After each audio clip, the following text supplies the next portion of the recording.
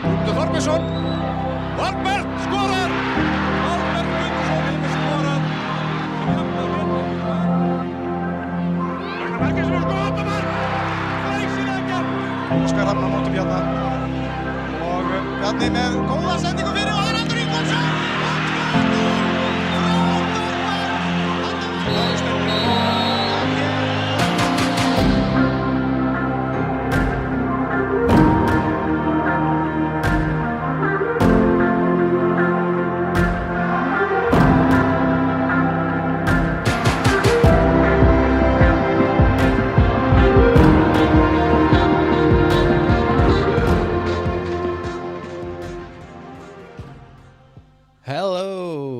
Welcome back to the best of pod ever. A new season, a new reason to tune in.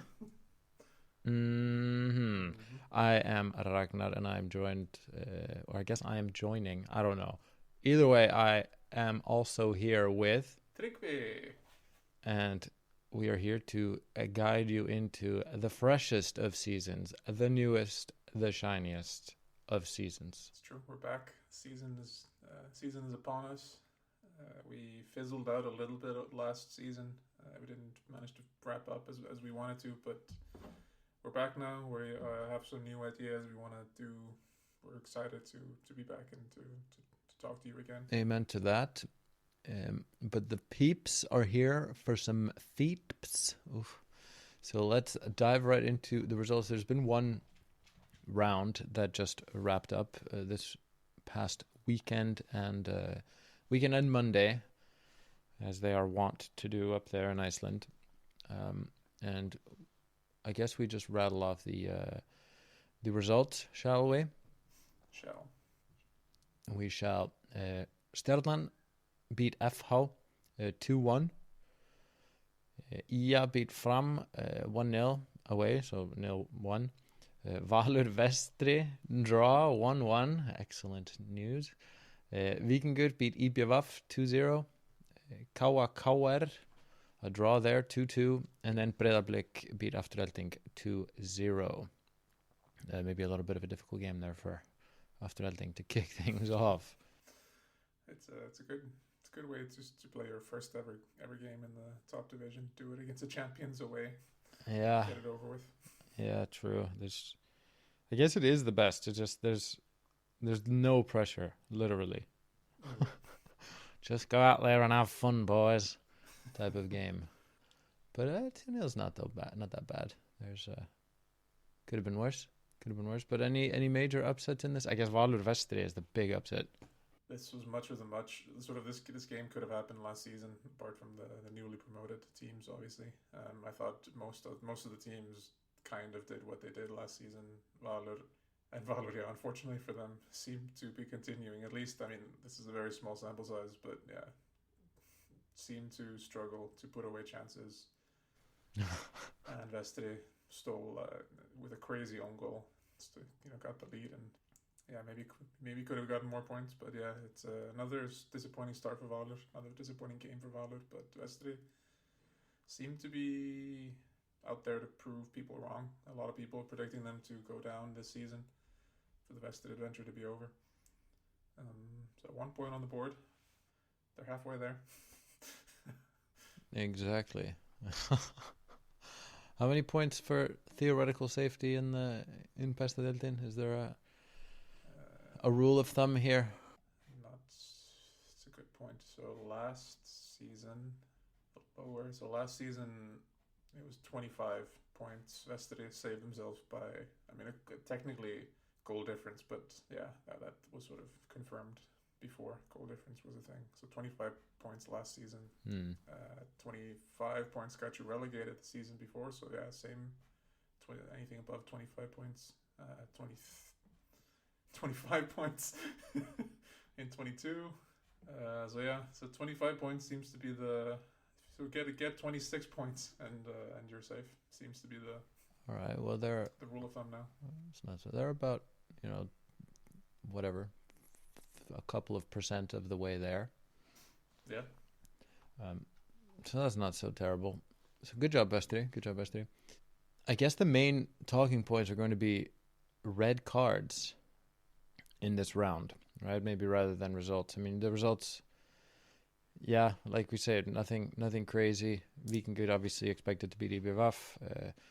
Breiðablik expected to beat Afturelding probably. Valdervestre a bit of an upset. KR, I mean, yeah, maybe hoping for a little bit more from this fully refreshed KR, but also give him a little bit to gel, right? Not to take anything away from KR. Yeah, I think that game was the biggest question mark because KR have struggled a little.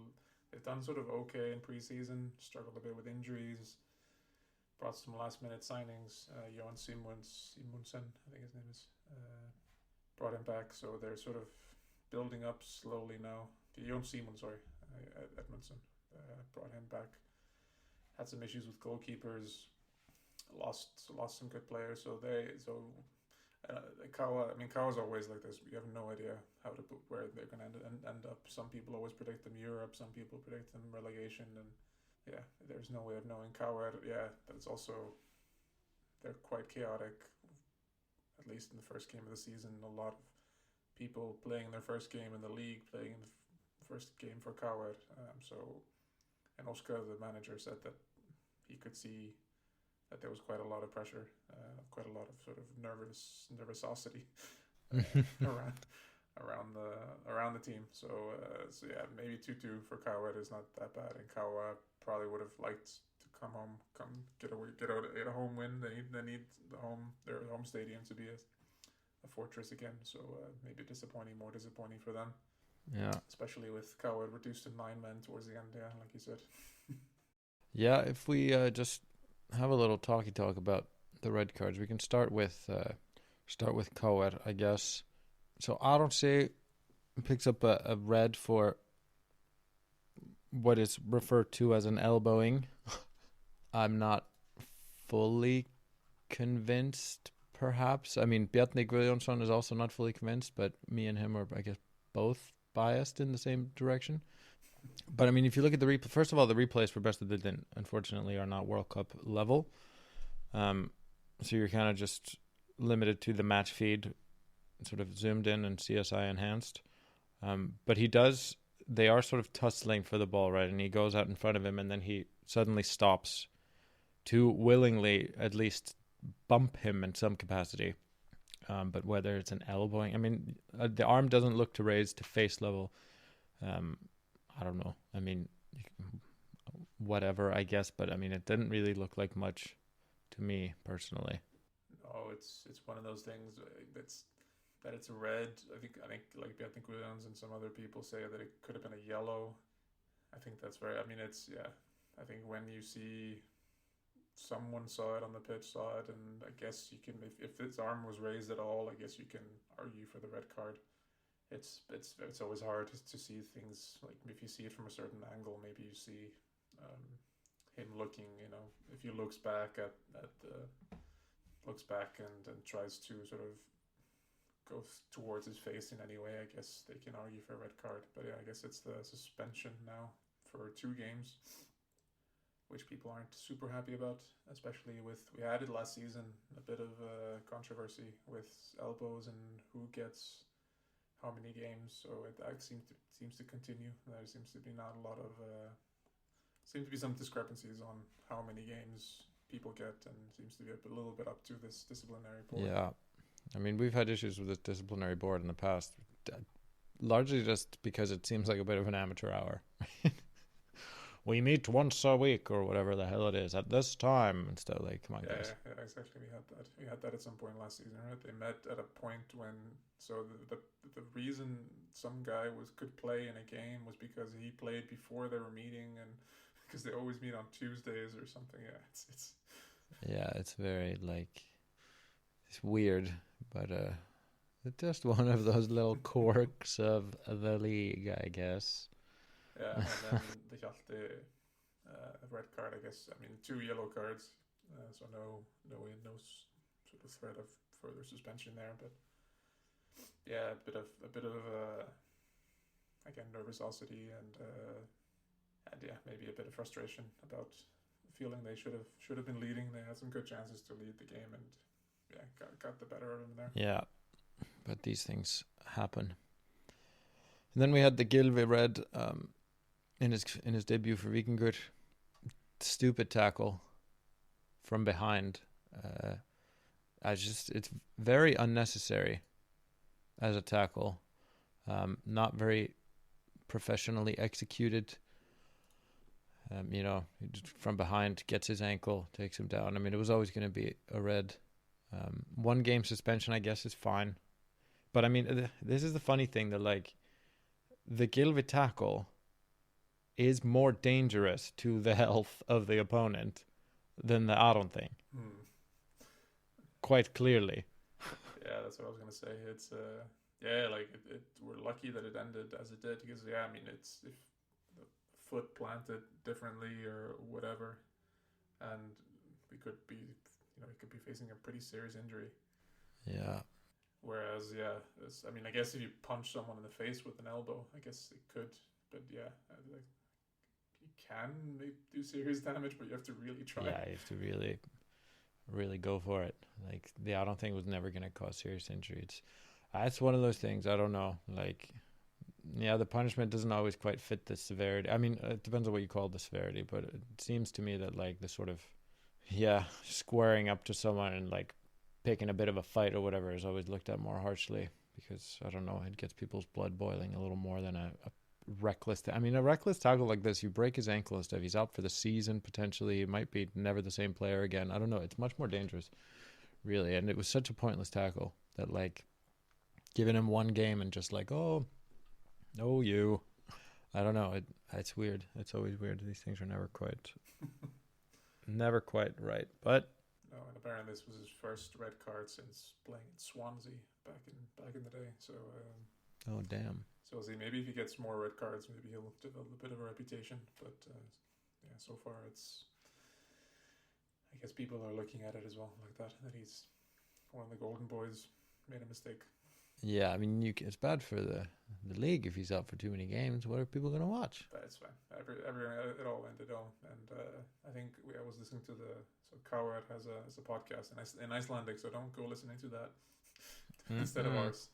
Sort of, they were talking about that this actually could be a good thing, that he gets a bit of a suspension because he's had some injuries in the preseason, so giving him a bit of a rest could be good for him. But yeah, it's a big loss. He's the new captain of Coward and very clearly one of the best players in the league. So yeah, and they have a game like him as Valur coming up, so could be derail this Coward season early on. Oh God, let's not derail it quite yet. Oh God. Yeah, but I mean, overall, does it seem like this season is much different from last season? I mean, it's hard to say if after 1 game. Other than Vestre are obviously title contenders. Other than that, things seem to be chugging along, right? Yeah, I think so. Like we said, it's a small sample size. So, but I think maybe the different thing that we were talking about is that before we came on recording is that there's no big change of managers this season. Sometimes, you have a whole switch out of managers, but this season, apart from the new boys, obviously, the only change in manager is Sölvi, who came in as a new Víkingur manager after Arnar Gunnlaugs became the Icelandic manager. And I mean, Sölvi was the assistant and had already coached a bunch of matches for Víkingur when in one of Arnar's many suspensions. So it's not like it's a radical change. It makes sense that things are maybe chugging along a bit more than in previous seasons. But yeah, teams like Valur, teams like Fram, definitely maybe a bit FO. I guess the fans there maybe aren't too happy with how they started the season. Not having taken a big leap from last season, at least not in the first game. Yeah, but first games are first games, We'll see how this goes. Teams to watch this season, I'm going to say Iya. Like they, last year they were good. Let's see if they can do a little bit better this season. Yeah, I mean, they lost. So the two big players they lost is Smaradona has retired, he joined Valur as their sporting director for 5 minutes before moving to Sweden. So now he's like a technical director. So the drama there continues at Valur. Yeah. And then I guess the big loss there is Hinrik Karlsson, who was a huge deal last season. Came in for his first season in the league and was immediately sold off to Norway. Yeah. So we'll see how they cope, mostly without him. But yeah, I agree that there's definitely someone to watch. They still look like they have that fire, and so for sure, I think that's. And then I'll be quite interesting to see Stjarnan because they did disappoint a little bit last season. I think they. Because a lot of things were expected. I think it's more because people were expecting really big things from them, and they never really were in the conversation of Breiðablik Víkingur finish below Valur, who, according to most people, had a pretty dreadful season. All things considered, yeah. 10 points ahead of Kawar. So yeah, I think Stjarnan is definitely one of the teams I'll be quite in, and obviously Kawar, but Stjarnan and Kawar, I guess, are the two teams that I'll be quite interested to see how much of a improvement they can do this season. Yeah, I will be watching Ia and Vestri and Kawar, obviously. But yeah, very good. Predictions, like in terms of who's winning, who's going down, and any sort of major. No, we don't have to do the whole league. Yeah, again, for very small sample size, I think Afturelding and IBF will struggle this season. Watching Afturelding against Breiðablik, the gap was was quite big. IBF caused Víkingur a little bit more sort of things to worry about, but it's a lot of running around from these two teams. A lot of very high pressing, a lot of very intense game, which hopefully they have some good physios and good fitness managers, because doing this for a whole season, running after player teams who can pass around them, especially in Afturelding, and again, it's a very small sample size. I didn't get to watch them very much last season. They pressed Breiðablik very high with their midfielders and attackers, and their defense was sitting fairly low, so there was this huge gap. So as soon as you played past the second line of pressing, Breiðablik had it pretty easy. Never really had to get out of second gear. So yeah, for now I'm gonna be an asshole and say that the two newbies are going down. Fair enough. I think Breiðablik. I don't know. Maybe more bullish about Breiðablik. I kept saying last season Víkingur was going to win it. I never really felt Breiðablik impressed me in any way. And then they won it. I think Breiðablik looked pretty good. The signings they've done are quite impressive. I really liked watching Valgeir and Ole Valur on the sort of two natural fullbacks, but playing an attacking role. I think they looked really, really good, especially Valgeir. And then you had Tobias Thompson, an old name from this league, old Kawar player, looking pretty good, scoring his first goal. Mm-hmm. A lot of young new players, and if they can bring in maybe one more sort of bit more attacking sort of striker or someone to finish off these things, I think the amount of chances they're going to create is going to be insane. But I think I would be very surprised if Víkingur don't do some sort of signings in the next few weeks, especially now that Aron Elís Þrándarson has torn his, according to Google Translate, it's torn his posterior cruciate ligament. I'm always quite bad at these very good injury translations, but yeah, this means that he's out for the next few months at least. Could mean that he's out for the season. Yeah, it's not a great one. And they had two people retire at the start of the season, basically right before the season started. Two sort of old defenders. They're starting to look a bit light. They're a team that is already quite old. They've fixed that a little bit in the window. Yeah. But yeah, I think bringing in Daniel and Svein Market from Kawa, for example. Bring in Stig Otillian from Italy and whatever, but yeah, I think they could be stretched, especially if they go all in on Europe again, which I assume they will want to. But we think it's going to be a 2-horse race again? I think so. I don't see Valur stepping up. I don't see Stjarnan looked pretty good against FO, but I don't think they're good enough. Yeah, I don't know. I don't see who's going to challenge this this top two. No. Unless I think the biggest chance for the other teams is if both of these teams go really deep into Europe and take their eye off the ball a little bit on the league. Yeah, I don't see anyone else at this moment. No. Stepping up. Me neither, to be fair. So I guess we can look forward to that. Another Breiðablik Víkingur duel, and then IBF Bestadeildin going down. I guess this season is pointless. We've solved it. So if this is the only episode you listen to, don't worry. You got it all here. Players of the round, our 3 stars as we do. Yeah, I think we definitely should give one to Rúnar Már at the new captain, steps up, world-class finish from that free kick. A lot of people were watching Declan Rice yesterday against Real Madrid, but this could have easily do some sort of AI and replace the players with put Real Madrid in that wall or something, and Courtois was not saving that shot either. So really good start for Ia and for Rúnar Már in his new role. Deserved to start. Very good. Our second star, I don't think. So last year, I don't think this guy would have gotten a star. He caught a lot of heat, this guy, last year. But Guy Smith at Vestri, man of the match there against Valur. And, you wonder whether it's sort of a bit of a redemption there. Like I said, he had a tough time of it last year. Scapegoated or not scapegoated. He struggled a little bit. But he's had a redemption arc before, so he's really struggled at Valur and then went to EBUF where I think we gave him a place in the team of the year at that point at EBUF. Then he joined Coward, didn't really work out, and now he's at Vestri and maybe team of the season. So yeah, you heard it here first, team of the season. Team of the season goalkeeper. I mean, hopefully. I'd love to see him do well, love to see Vestri do well. I'm all for it. Yeah. And then I think the last one is Örvarek at Tjarnan.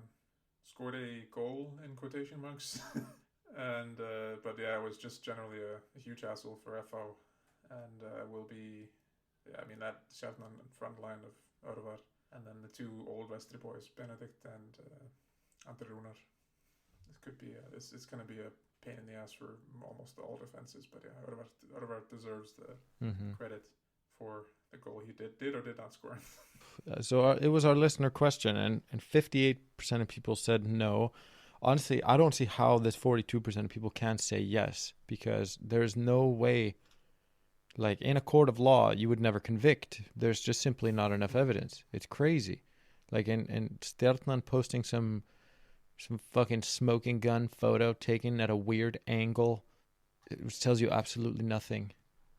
And then I don't think the linesman is in any position to see this. It happens very quickly. I'm going to go ahead and say it doesn't cross the line in the first place, and then there's a huge crowd of players in his way, basically, and it happens way too quickly. I'm going to go ahead and say no goal. Yeah, I don't understand how we don't have goal line technology. I think VAR is one thing, but goal line technology it's been there for a while, and it seems to work pretty flawlessly. So that seems to be something that's just a very easy fix. But yeah, exactly. FO suffered this. I don't think it was either. It's one of those things that I don't know. I can't. There's no way of saying definitively that it was 100% over the line. No. I don't see how you call that in the game. I don't, unless you're just giving into the calls of the players, which you should not do, but which happens all the time, I guess. But I don't see how you give this goal. It's beyond me. I heard a commentator say that they got that maybe the linesman got intimidated by Örvar's long hair running towards him. I mean, yeah, quite possibly. So I think that's one of the only plausible explanations here. Like this, you can't give this. I don't think you just can't. And this posting this weird sideways picture. I mean, come on. And posting it is fine because you just post shit, whatever. But like looking at this and being like, oh yes, it's in. Like, come on, man. Go back to geometry class. I think you can't make any assumptions. No, I think the biggest thing, that's probably where the linesman thought about it, thought it was a goal, is because you can see Matthias Rosenern. He is quite a bit in the goal, so it's sort of I guess that's again. I don't think there's any way of saying that it went over the line, but I guess that's where the linesman saw it, that he was in the goal. It hit him while he was in the goal, and then I agree. Yeah, I don't even think he's so. I don't know. Whatever, man. So that's round 1 done. Round 1 is done. So round 2, game coming up. Vestri FH. Question: is Vestri playing at home, or are they playing at Reykjavik again? No, they should be playing at home unless it starts snowing, which is a definite possibility. Yeah, but that'll be good. So in Ísafjörður, if you're there, go. It's awesome. Víkingur Káa. Probably gonna give that one to Víkingur, but we'll see. See if Káa can put up a fight. Káa Valur, big old game on Monday. So tune into that. Afturhelding IBVF, the battle of the newbies. We got Fram Breiðablik, which should be interesting. See if Fram can put up a bit of a fight at home against Breiðablik. And then we have Stjarnan IA. So those games, we were always talking about them last year. This like Stjarnan FH, Stjarnan IA sorts of games. So Stjarnan gets both of those sorts of games in a row. Let's see how they do. See if they can get some more non-goals. Yeah, or yeah, like if they can win, they have a few games where it's against these sort of mid to lower teams. They have Stjarnan and Vestri, then Káa, and Káa. So like they're playing against a lot of the teams. So that's in and around them. So this is it's going to be quite tough for them. But if they can come out of this looking healthy, then exactly. Who knows? Well, tune in. They are all on Sunday and Monday. So take Saturday off. Tune in on Sunday and Monday. That'll be all from us this time. And see you next week.